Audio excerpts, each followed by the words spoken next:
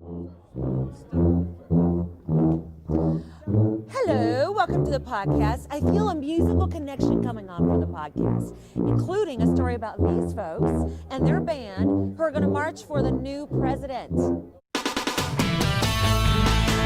But first, it's been a few days now since we have sworn in our new president, and millions of people watched from the National Mall. I wondered what the feeling must be like. I was honored to anchor HLN's special coverage of that event, so thank you for that. Richard Louie was there, and he kind of gives you a feeling here, talking to these folks, what it was like to actually be there in person.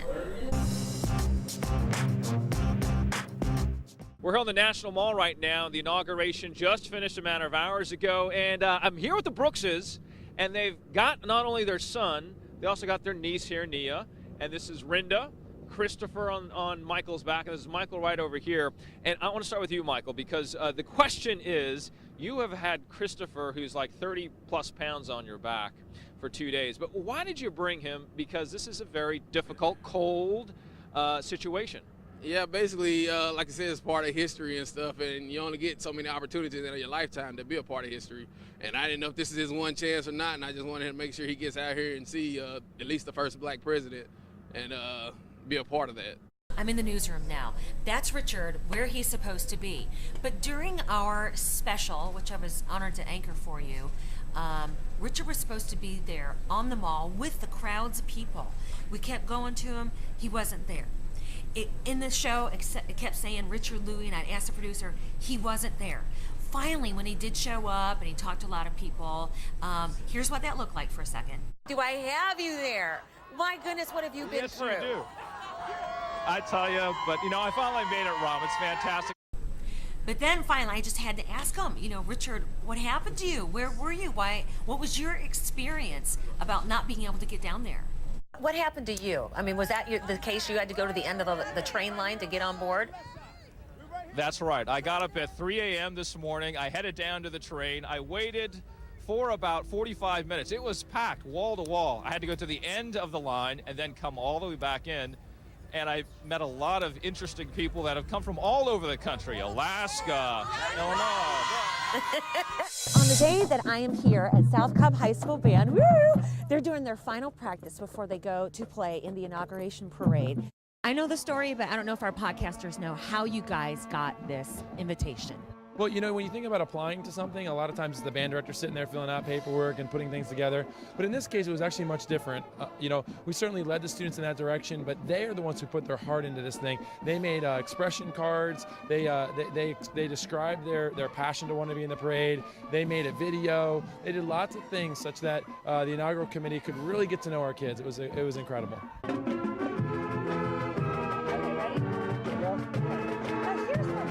What does this mean to you to be able to do this? Oh my gosh, it's unreal for me right now. I don't know.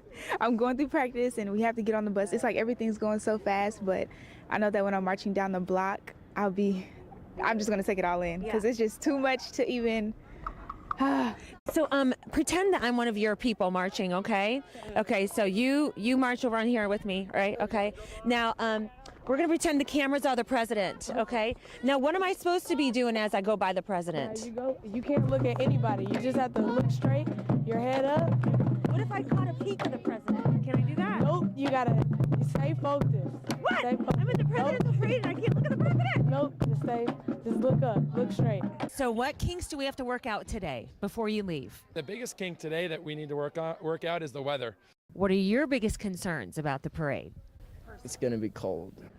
That's your biggest concern. You're marching for the president, and your biggest concern is? I'm going to be cold. So I was asking the color director, why do we have one young woman in the uniform? Well, I'm actually doing a cold test right now because they got different layers than what the band has as far as the undergarments. It's a full body unitard, so I'm kind of testing the water to see how much she can stand in the cold before she decides to freeze. And I have to stick hot warmers or hot hands right underneath the uniform to keep their bodies nice and warm because they've got about 2 layers underneath there, and that's about it. Right now, I'm pretty good. I think we can handle it. So you're the barometer of whether your teammates are going to freeze? I don't think they're going to freeze. It's pretty warm under here. We've got a bunch of layers on, so I don't think we're going to freeze. I think we can handle Washington.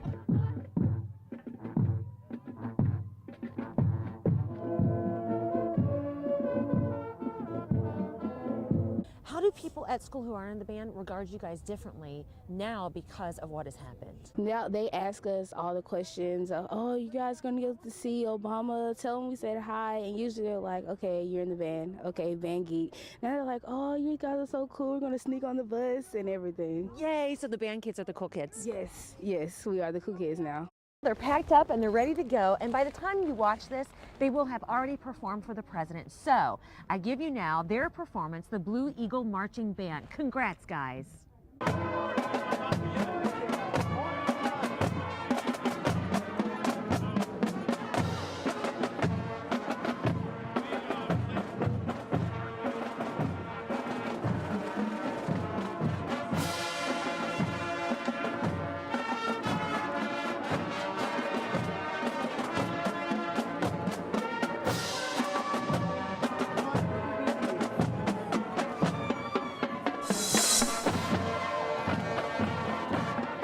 If you're a single woman with your, available sign up, do you have to have a man plan?